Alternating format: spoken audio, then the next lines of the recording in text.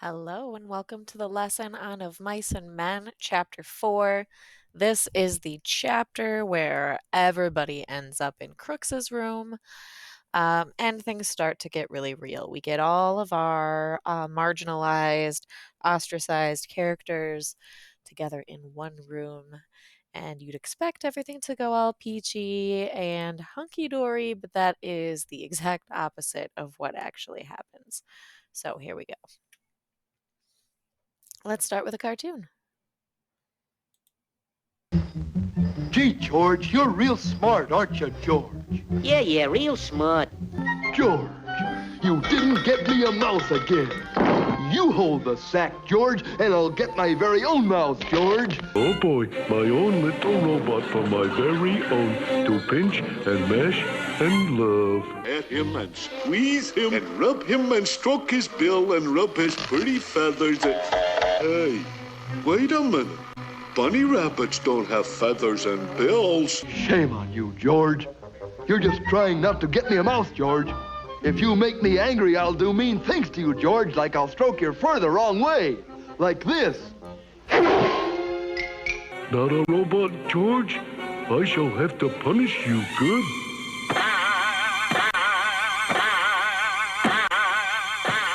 Oh, George, you were naughty to pretend you was a bunny rabbit. I will punish you good. Bad old George. I will name him George, and I will hug him and pet him and squeeze him. I'm not a bunny rabbit. And pat him and pet him and... You're hurting me. Put me down, please. And rub him and caress him and... I ain't no bunny rabbit! Stop calling me George. My name's Sylvester. But I can't say Sylvester, George. My name's George. Here we go again. Glad to know you, George. Say, George, did you see a little red fox around here, George? A fox? Yeah. Well, which way did it go, George? Which way did it go? Oh, what a cute little pink bunny rabbit. Just what I always wanted, my own little bunny rabbit. And when we catch a mouse, can I have one for my very own George to love him and pet him, George? Will you, George? Will you, huh, George? Will you let me help you catch mice? Will you, huh, George? Will you, huh, George? My own little bunny rabbit. Hey, an abominable snowman. I will name him George, and I will hug him, and I will give him security. And I will keep him warm like a mother hen, so he will never feel rejected or lack for love. George?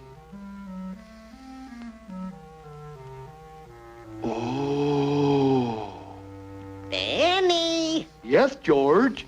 Come here. Bend down. Why did you hit yourself on the head for, George? What did you want to show me, George? Did you get me a little mouse, George?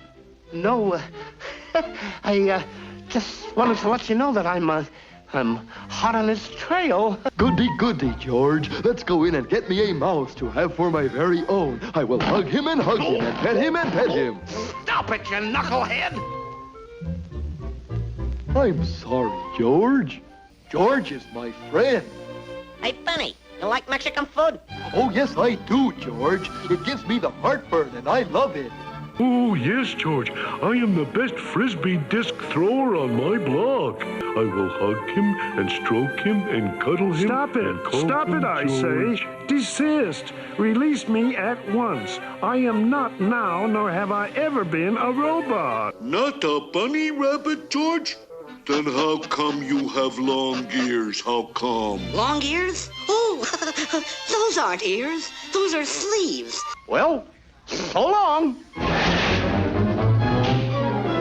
I got him. I got the little mouse George caught for me for my very own. I'll hug him and squeeze him and pet him on account of I love him. Oh boy, just what I always wanted, my own little bunny rabbit. Now I'll never, gosh, it's hot, never see my bunny rabbit again. Gosh, it's awful dark in here. I will light me a candle to see where I'm going at. Shh! You'll scare the mouse away, Candle! And I searched and I searched. Whew, it's hot.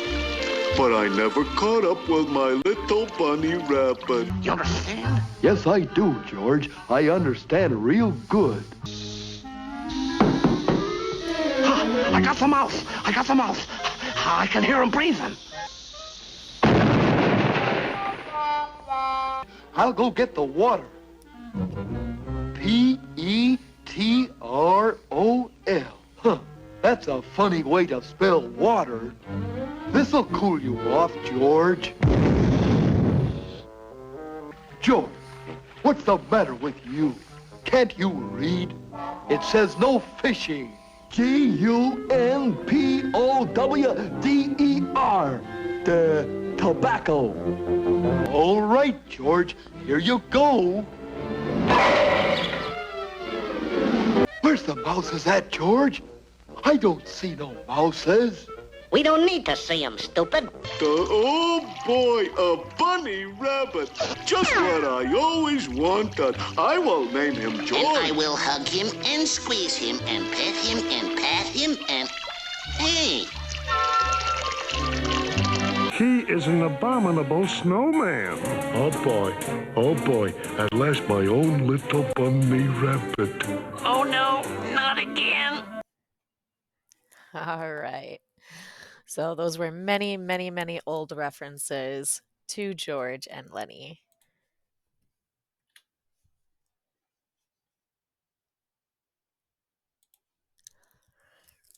All right, so let's take a look at number 22.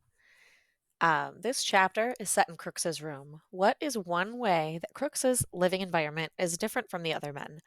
And so there are actually lots of ways that Crooks's living environment is different from the other men. First of all, he lives separate from the other men, which is very different. He also has lots and lots of possessions. He has enough possessions so that there are plenty of things on the wall. Things look used. Things are covered in dust. His bed is unmade. Um, he has a collection of books. And all of these things are different from the other men. And the reason for this is basically twofold. First of all, he's black. Um, and the reason why that makes a difference is because he was black, he lived separately and his job opportunities were different. And so he was much more apt to find a job and keep it, regardless of really what kind of a job it was. He's less apt to move around like the other men were. And he wasn't welcome to live with them in their bunkhouse. And so that also answers that second part there. Why is it different? It's different because he was black and he was more long term, more permanent than the other men were on the ranch. Using context clues from the quote, use context clues from the quote to figure out the meaning of the underlined word. Do not look it up. This room was swept and fairly neat, for Crooks was a proud, aloof man. He kept his distance and demanded that other people keep theirs. This is loaded with context clues to help us understand aloof. Okay, we see the word proud. We see that his room was swept and neat. We see he kept his distance. He demanded that other people keep theirs. And so if we look at our options, outgoing, detached, happy, and angry, outgoing doesn't make sense because he kept his distance and demanded that other people keep theirs. That's not outgoing, and that's not really happy either. But neither are those things angry. So the word that I would use to go along with aloof would be detached. Why is Crooks lonely? So here's a quote. It says, Crooks said gently, maybe you can see now. You got George. You know he's going to come back. Suppose you don't have nobody. Suppose you didn't have nobody. Suppose you couldn't go into the bunkhouse and play rummy because you was black. How'd you like that? Suppose you had to sit out here and read books. Sure, you could play horseshoes till it got dark, but then you got to read books. Books ain't no good. A guy needs somebody to be near him. He whined. A guy goes nuts if he ain't got nobody. Don't make no difference who the guy is, long as he's with you.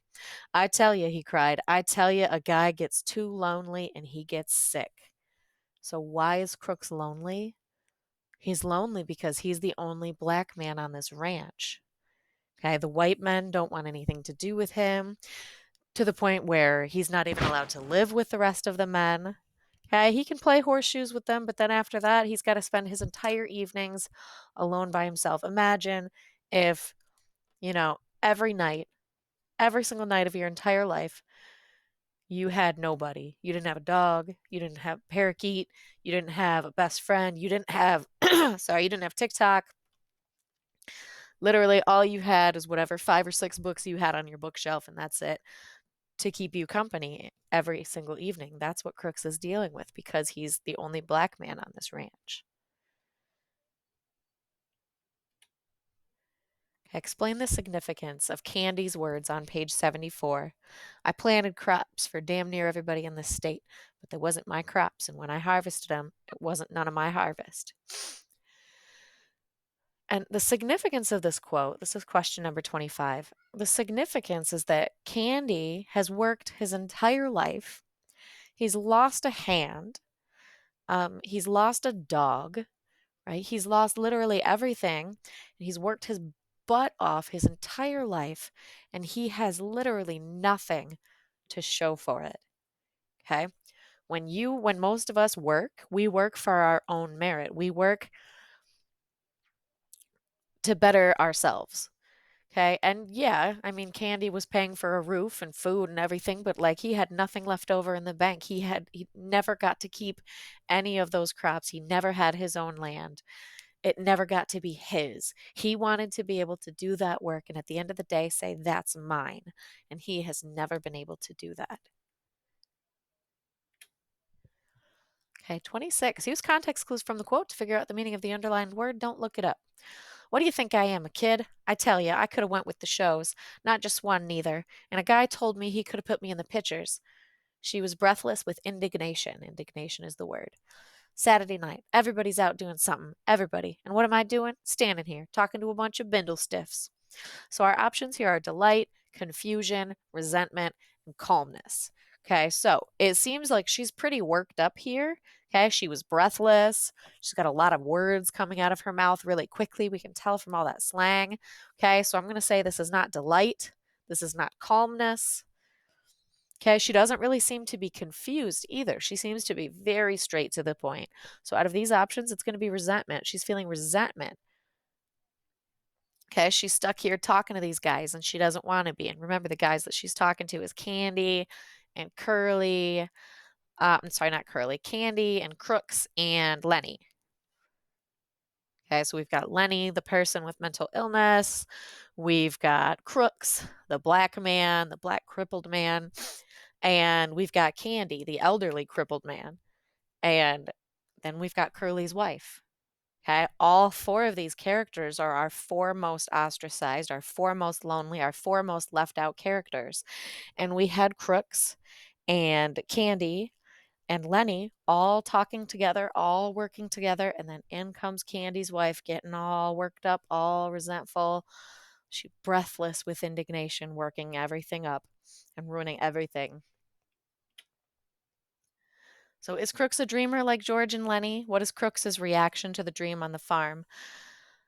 I would say that Crooks is a dreamer, but he's not a dreamer like George and Lenny, maybe more so like George than Lenny. Lenny is a blind dreamer, right? He's that green, perfect, wonderful, everything is going to be great dreamer.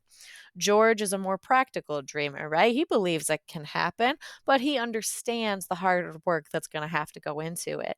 Crooks is a little bit more discerning. He's a little bit more skeptical because of his experiences as a black man in this part of the country, California in the 1930s. It was not an easy time. Okay, and so his experiences have taught him to be more discerning. And so during one part of that conversation, he does kind of let his guard down and show us that he is a dreamer, that he does hope, that he does have dreams, but it's very, very easy for him to shut down, as we see with his conversation with Curly's wife. So what motives does Steinbeck suggest for Curly's wife's behavior? Why is she acting like a tart? Okay, take a look at your character table. Is she a tart or is she just a lonely housewife? Okay, what kind of a character do you think she is? We've got a lot of motivation behind here. We do see her flirting with the other men. We see her flirting with Lenny. We see her flirting with George. We see her flirting with Slim. Okay, we see this. But we also understand that, she was unhappy with where she grew up. She didn't have a lot of opportunities. Her choices where she were to either marry somebody who she may or may not have loved, who was probably older than her. Uh, she, may have been able to become a movie star, but more than likely that letter wasn't real either. Um, or, she could live on the streets, or she could, go work at Susie's place or whatever.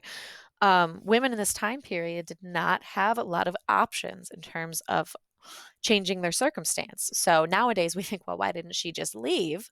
Well, women didn't really have that opportunity. So, yes, we do see her acting like a tart, but she does seem to have some decent motives for why she behaves the way that she does. So, come up with your opinion and have a really good reason for why you feel the way that you do. All right, that's the end of this chapter. Remember, the task after chapter 4 would be to read chapter 5, answer all the questions there, add anything to the academic vocabulary that you can, add anything to the character table that you can. All right, I'll see you for the next video.